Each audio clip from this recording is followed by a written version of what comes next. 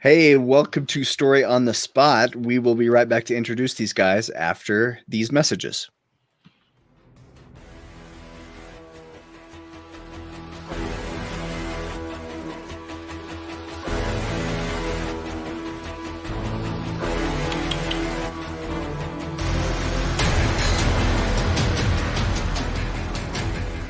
All right, welcome back to episode 36 of Story on the Spot. How's everybody doing today?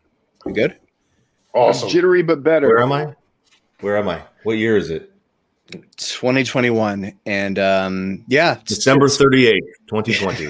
No kidding, right? 2021 is off to a banging start. Also, we have a question for you, audience. We want to know, do you know who Asher Roth is? Just let us know. Just say no. No Just Googling. say no. We just want to know if you know who Asher Roth is. Okay. And if you get the answer right, I get a point. So you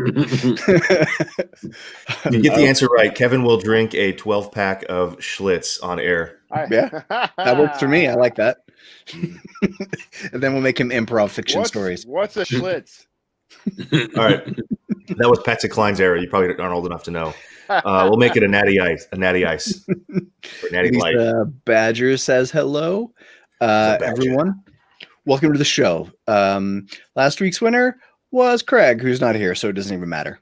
Okay. So it was me then. I was second place. Sure, Nick, you can take you can pinch hit, accept the award on Craig's behalf. So we want to ask you to say welcome to the show. If you're watching us live, you can comment below. What we're going to do is I'm going to show some story prompts, and these authors are going to pitch stories based on those prompts. They've never seen the prompts before. And then you, viewer, will vote after each round by comment below which one you like. And I also wanted to ask everybody, if you could like this video, hit the like on Facebook or thumbs up on YouTube, and just let us know that you like what we're doing. Okay. I think that's all of our... Oh, yeah. Our bonus word is canoodle, which is a verb meaning a kiss in and a cuddle in and that sort of stuff. Okay. All right. Now let's go ahead and actually get ready. Round one, feeling squirrely. Denizens of the New York City's Rego Park, neighborhood say an aggressive squirrel has jumped on them and bitten them in the past several weeks. Ooh. Michelin Smith pointed to a bruise on her wrist where she said the squirrel landed on her and then sank its teeth into her fingers and hand. We're wrestling in the snow and there's blood everywhere and my fingers are getting chewed and it won't let go, Smith said.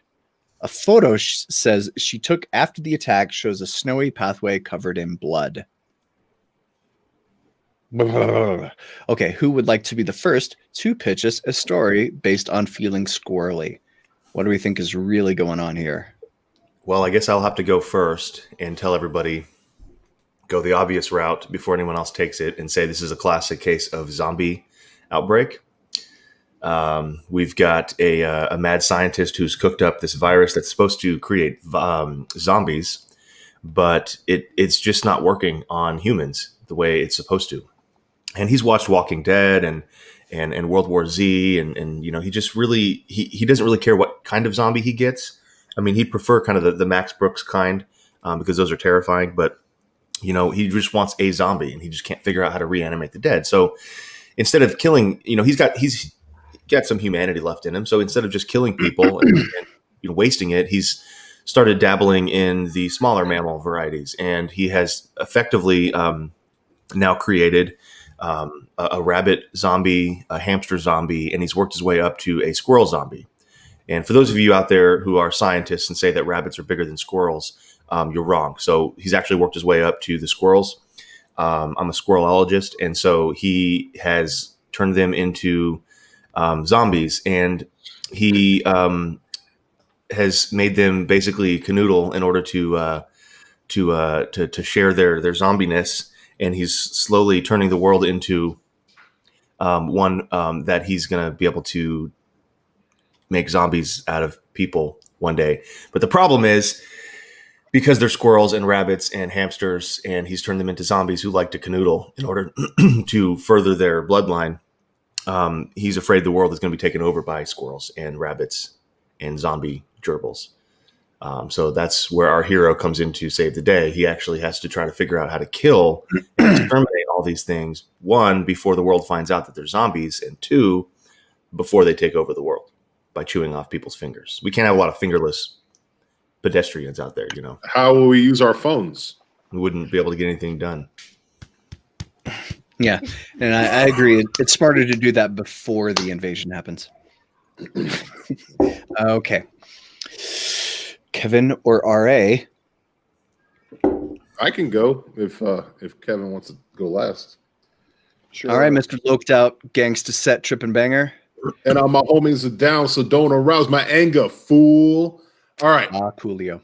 So this is what's happening. We're dealing with a very, dang, that was close to copyright infringement. I'm sorry. I didn't mean to do that, Nick. Don't send the lawyers after me, bro. Okay, so we have a scientist, right? A very, very awkward scientist. He is just not really able to get dates. He's not great with the opposite sex, but his field of study is, rodentia and small mammals and things like that.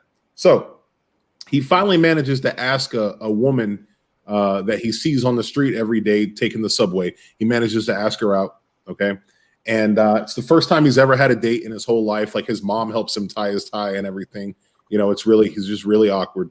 And he goes to the park and he sees this woman and she's canoodling with another man. And so he's just livid, but he's very pacifistic. And so he can't confront them. He can't say anything about it. And he doesn't really know what to do. All he knows is that his heart was broken, and that since there are 7 billion other people in the world, it stands to reason that someone else's heart could get broken if we don't stop the canoodling in the park. So he goes home and he works on a serum that transmit virally through squirrel, through squirrel like excrement and things like that. And all the animals in the park start to get it. It's kind of like toxoplasmosis for cats. I don't know if you guys have heard of that. It's kind of like that, but it's for squirrels, and it makes them very aggressive. And then anytime that they see anyone giving each other affection, it's kind of like a trigger for them. It sets them off. And so that's what I think is happening here. Our woman who got bit, Micheline Smith, she didn't tell you that she was walking with her boyfriend in the park. And right when they went in for a kiss is when he jumped on him. So we have a heartbroken scientist who's turning the rodents of Central Park against the denizens of New York. So sinister. All right, Kevin, let me put the story back up here, and so you can bring us home on our first round. We've had some valiant attempts, but now we've gotten to the whole kit and canoodle. So what this is a research. You've been sitting on that one for a long time. Actually, just literally thought of that. So what we have actually is a researcher who wants to study the effects of cellular phone technology, this constant rush of signal that we're surrounded with, on the way we think. He has a theory that the all signals that are being broadcasted out into the atmosphere at all times, the day and night, are having an impact on the way we think. And so he wants to study the sort of electromagnetic effect of all this. But to do it, he needs a piece of equipment that would cost him somewhere in the neighborhood of like $4 million. And he doesn't have that. He can't get the grant research money for it. And so what he does is decide, I'm going to build the poor man's version of what I need. And he essentially, gets what's known in science as a gasometer, which is for reading electromagnetic fields. And it's very small, it's very sensitive, but he decides, I'm going to take that, use it as my base. He builds a room that allows him to sort of keep himself isolated from other magnetic influences.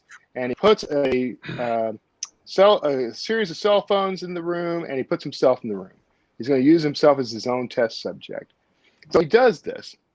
And then we cut to the park. And over the course of weeks, suddenly animals are starting to attack. Squirrels are attacking this lady, dogs turn on their owners, rabbits and birds and all kinds of animals are starting to kind of zero in on people. And eventually someone discovers that the common link is all these people were using their cell phones at the time they were attacked. So a general warning goes out. We're going to stop everybody from using their cell phones for a while.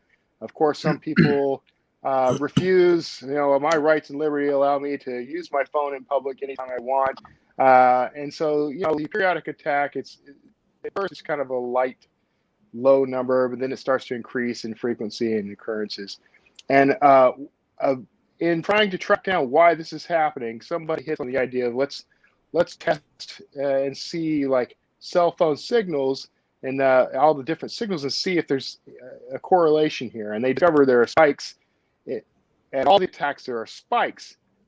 And they start tracing and they start to triangulate these spikes, and they discover there's an epicenter. And when they find the epicenter, they find the room in which this guy had been testing himself.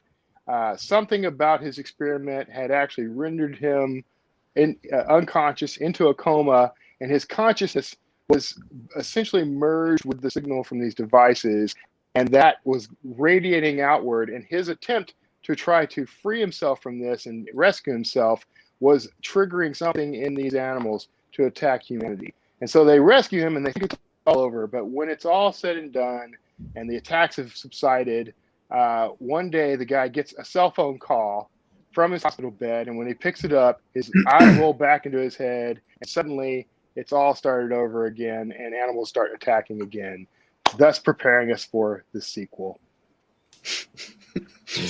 Squirrel Attack 2 Electric Squirrel Galoo. If you're watching and you're wondering why in front of Kevin Tumlinson it says Dave Behrens, it's because Kevin is playing the part of Dave Behrens today, who we were trying to get him on the show, but he wasn't available. I'm a poor man's Dave Behrens. He's like, Kevin. That's how bad your stories were, gentlemen. Kevin's like the Dave Behrens understudy today, playing the role of Dave Behrens. That's why I had to go a little. I had to step it up a little on my pitch because I can't be pitching Kevin Thomas's stuff. I got to pitch Dave Behrens level stuff now. I wouldn't know. I've never been on the show with him. All right, so here's round 2. This is Puff Pass. I think Didn't we break this one last time? We're gonna see. We're gonna see. I'm hoping for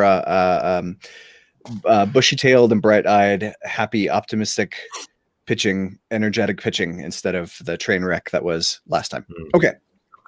Here's the pitch. That's what we're going for, Nick. If I didn't make that clear, the expectations.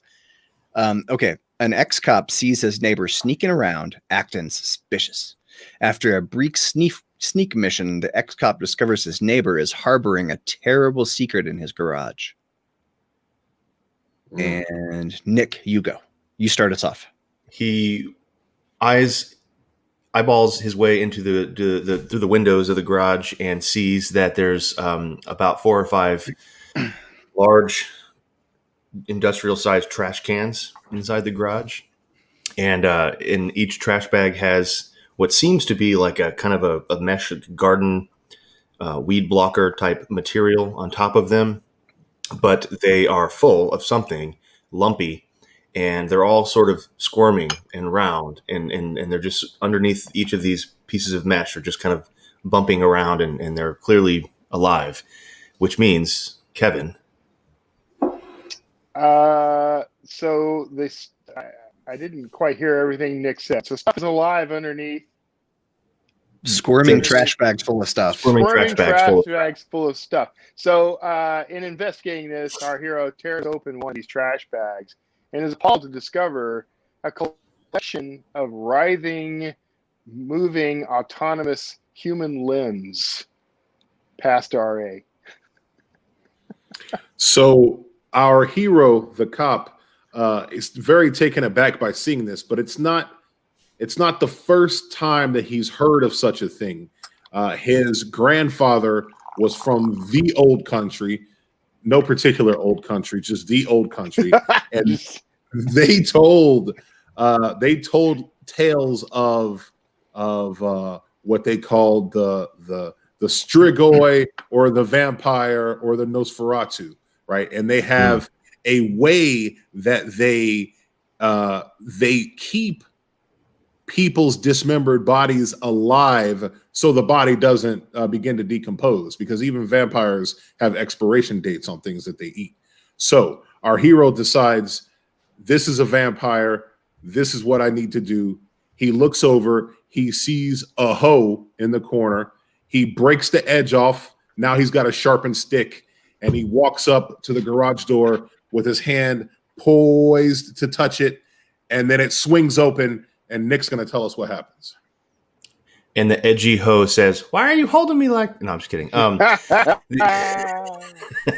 was like, he sees Sorry, a I just hole had in to- the corner. This story got I was good. like, I knew I should have said shovel. I knew. My bad. and that's our story, ladies and Okay, gentlemen. I guess that was Puff Pass. Thanks, guys. The end. I mean, what a way to end it, right? Broke off I made that this- hoe. I already showed this to RA, but I made this new graphic just in case. Just in case. Derailed. It's kind of hard. Just in It's case. a little hard to see, but there's a guy crawling away from the train accident. I That's love the Jim's main- optimism. I don't think we're going to need this one, but I'll make it just in case. That's the main feature of that picture, is the guy crawling away who's probably dying. Okay. Does anyone have any news? Anything to promote? Anything going on you Yes. want to talk about? All right, Kevin, let's hear it. If you are interested in helping veterans to no longer be homeless, helping homeless veterans to get off the streets, one of the boxes I'm participating in is giving 50% of the pre-orders, the profits from the pre-orders, to an organization that has it's like Project I don't remember what the name of the project is anymore, but the box set is Her Silent Shadow. So if you go to books2read.com/Her Silent Shadow, you can pre-order that box set for 99 cents. And I have a 40,000 word novella that's a crossover between my two main series in that set. But half the proceeds from that pre-order go to helping veterans get off the streets. So for the cause. Nice. That sounds like a worthy charity. Okay. Anybody else? I believe I have a book launch tomorrow. It's Jake Parker #2. It's called The Patriot. And I am literally buying the domain jakeparkerbooks.com right now. So once I do, you can go there and find them all. Give me like 5 minutes and it'll be ready to go. So 5 minutes from now, you can go to Jake Parker Books. Or if you're watching this in the future, at any point in the past. Mm. Yeah. Well, So I'm by the probably going to way, break it after the show. So you have between about 4 minutes from now and like 12 minutes from now. I just read Daniel Silva's new book, The Order. And I was not aware of this, but apparently every single thriller author has to have a book named The Order and a book named The Patriot. So some of us are behind. It's true. I thought you knew that, but I mean, sorry. This is the first I've heard of this, so I'm going to have to go look at my catalog and see. I'm See writing where I'm at. Patriot Order. I'm really close. I might have books named that. I've written a lot of books. It's possible I might already have those in my catalog. All right. Okay. So let's. Anybody else real quick, or are we ready to move on to our third round? All right. Okay. This is Message in a Bottle. A Bermuda woman walking on a beach with her kids said finding a message in a bottle washed up on shore was a long-time dream come true. While I was taking pictures of the trash-filled seaweed, I noticed the bottle sitting there. I jokingly said, I wonder if it's a letter in there. As a geocaching enthusiast, I'm always looking for that special find. Today was our lucky day, Terry Davis said. She had to break the bottle open to get it open and was pleased to discover it contained a letter, a photograph, a postcard, and a set of earplugs. Okay. So I'll go first. You know what she's I'll go- doing tonight. Already's got it. I'll go first. So what happens is Bermuda is like a main island, but there are also like a lot of little, kind of like ancillary islands that people can stay at. There's resorts. Some of them are privately owned. Well, one of the privately owned ones used to have a married couple, all right, a man and a woman. And it was one of those relationships that was hot and sordid in the beginning. And then it just they kind of grew away from each other. and the thrill is gone, right? BB King style. And so the problem is the man one day told the woman, I want to leave. I don't want to be with you anymore. And the woman didn't take that too well. She said, if you leave, it doesn't matter where you go, I'll track you down and I will kill you. And he went, find you. Okay, well, killing me is a little bit harsh. So I guess I won't leave, right? But deep down, he always harbored this hope that someone would come and free him from the clutches of this woman, right? So he could go on about his life. Well, the problem is she had taken basically everything from him, all the means of communication, anything that you can think of. There was no way for him to reach the outside world. And day after day, he was growing more and more mad because at night he wasn't getting much sleep, right? He's in a relationship that he doesn't want to be in. The woman would insist on obviously sleeping in the same bed, and she snored like a freight train. So he just couldn't get any sleep. There was just nothing. There's nothing he could do. So he decides one day to write a message in a bottle, right? And the message said that to anyone who finds this letter, if you come to these coordinates, you will find riches beyond your wildest dreams, right? And so he also slid an extra pair of his earplugs in there. And so his thinking was he throws the bottle in the ocean, someone finds it, they come to the island, he can pawn them off on the woman, and then he can make his escape. She'll still have a man. And he took pity on them and gave them the earplugs so they don't have to listen to her snore. So that's what we're dealing with right here. Very nice. I think I might have to award that story the Get Her Done burrito of the episode. Oh, the coveted Get Her Done burrito. It's my first one. It's only the second time it's been given out. So I can go next. All right, Kevin, what do you got? You ready for me? I'm calling this one Canoodle 2. Electric Boogaloo. And sequel time. So she's wandering on this beach and this bottle pops up and she cracks it open. And she's been hearing stirrings. She's been avoiding the news for a while, but every now and then she checks Twitter and sees some weird language on Twitter about things that might be happening. But when she reads this letter and looks at this photograph, she discovers the author of it is someone who was part of trying to stop the apocalypse of animals attacking because of this cellular signal that this researcher inadvertently infected us with. And so she gets the letter and reads it, and the person who sent it says, I don't know if anyone's going to survive long enough to do this. I'm already about to go down. So here is a photograph of a map to where you can actually put a stop to this. I couldn't get to it, but maybe you can. These earbuds are actually specially encoded cancellation devices. They're going to cancel out this signal so that you can actually continue to use a cell phone if you need to. But you're protected, but you're not protected from these creatures attacking you. So just be careful. But get there, stop this, save the world. And so she now becomes our only hope as she pops the earbuds into her ears and starts to set passage to the location from the photograph. And she gets there just in time to derail or to disable this transmitter that's auto rebroadcasting the signal, shut it all down, and she has saved the world. But when she steps out and pulls out the earbuds, suddenly her eyes roll back into her head because a new signal has been born, is being rebroadcast, and we're set up for the next sequel.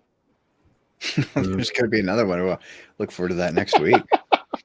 Thanks, Kevin. All right. Nick Thacker, bring us home. What we've got here is similar to Kevin. It's a classic story of a world-saving apocalyptic adventure. And she opens this bottle and finds a letter and a photograph. And, at first she's thinking this is just, Pretty normal message in a bottle. She starts whistling the police tune. You know, it's a pretty typical day on the seaweed riddled beach. And then she sees the earplugs and she thinks, this is a little strange. I'm not sure what's going on here.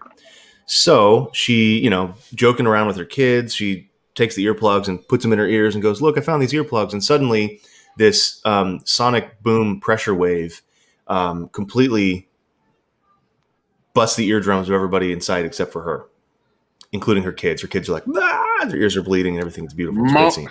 Great opening scene. I don't know what that was, but we're going to go there. From Archer. All right.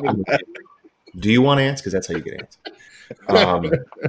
And so she realizes then with her bleeding eared children who are now deaf that she's like, okay, well, I don't know what just happened, but I was just protected by these earplugs. So then she pulls the letter out and it says, we are watching you. You're the only one who can stop it. Your next clue is, and that's it.